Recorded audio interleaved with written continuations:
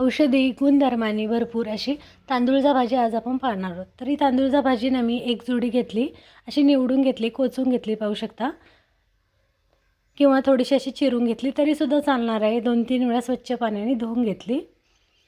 वाटणामध्ये बनवायची असेल ना, थोडंसं हिरवी मिरची, लसूण, जिरं मिक्सरला वाटून किंवा जाडसर पाट्यावर वाटून घ्यायचं आहे. फोडणी करून घेऊ. फोडणीसाठी फ्राय पॅनमध्ये तेल घेतलं आहे. तेल गरम झालं म्हणजे मोहरी, जिरं घातलं आहे आणि एक मोठा कांदा बारीक चिरून घेतला आहे. हिरव्या मिरच्या 3 ते 4.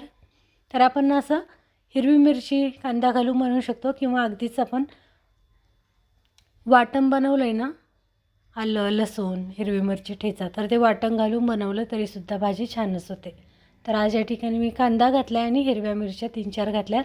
कांदा परतवून टोमॅटोसुद्धा घातला आहे आणि आता लगेचच भाजी घालून घेऊ. या फोडणीमध्ये भाजलेले शेंगदाणे घातल्यानंतर खूप छान भाजीमध्ये दिसतात ते, किंवा दाताखाली वगैरे येतात आणि चवीला छान असे लागते भाजी. भाजीसुद्धा घातली. भाजीने मी धुवून चाळणीवर पाणी गाळून घेतलं होतं. आता पाणी न घालताना सुरुवातीला अशी जरा वेळी भाजी वाफवून घेऊ. तर या भाजीमध्ये ना नुसतं पानं न घेता मी देठंसुद्धा घेतलेत कोळी कोळी. यासाठी थोडंसं पाणी वापरून भाजीनं शिजवून घेणार आहे मी. तर या भाजीमध्ये स्वतःचं असं पाणी असतं, तर खूप जास्त पाणी लागत नाही. यासाठी ना सुरुवातीला अशीच थोडीशी वाफवून घ्यायची आणि गरज वाटली तर पाणी वापरायचं आहे. चवीनुसार मीठ घातलं, थोडीशी हळद घालू, थोडासा हिंग घातला ना तरीसुद्धा चालणार आहे. आलं लसूण पेस्ट घालूनसुद्धा ना मस्तच अशी भाजी बनली जाते. हळदसुद्धा घातली आणि आता थोडंसं पाणी घालून ना भाजी वाफवून घेऊ. अगदीच तुम्ही पानं घेतली ना तर पाणी घालायची अजिबात गरज नाही. या ठिकाणी मी थोडीशी कोळी देठंसुद्धा घेतलेत, थोडंसं पाणी घातलं आहे आणि भाजी वाफवून घेऊ. सोबतच यामध्ये घालणार आहे मी भाजलेल्या शेंगदाण्याचा कूट. भाजलेल्या शेंगदाण्याचं कूट, शेंगदाणे भाजून थोडासा जाडसर असा कूट केला आहे. शेंगदाणा कूट घालून भाजी चवीला तर छान लागतेच. भाजी अगदी कोरडी व्हायलासुद्धा मदत होते. अगदीच अशी आपल्याला सुकी हवी असेल ना आणि मोकळी अशी भाजी हवी असेल ना, तर असं भाजी शेंगदाणा कूट घालायचं आहे. किंवा आवडत असेल तर ओलं खोबरं घालूनसुद्धा खूप मस्तच अशी भाजी बनली जाते ही. पाणी आटवून घ्यायचं आहे.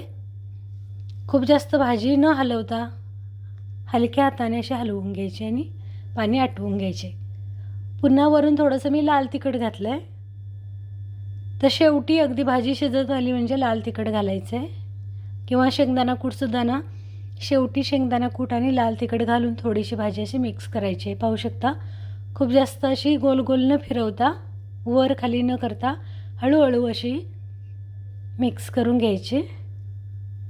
पाणी पूर्णपणे आटवून घ्यायची. तर या पद्धतीने ही तांदूळजा भाजी एकदा नक्की ट्राय करा, नक्की तुम्हाला आवडेल. तर ही भाजी अशी शिजवूनसुद्धा केली जाते.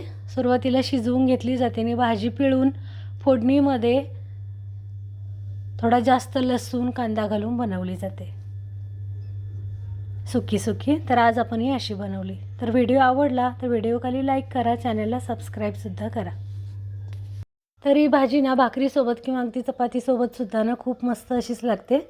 तर या पद्धतीने नक्की ट्राय करा. पुन्हा भेटूया. धन्यवाद.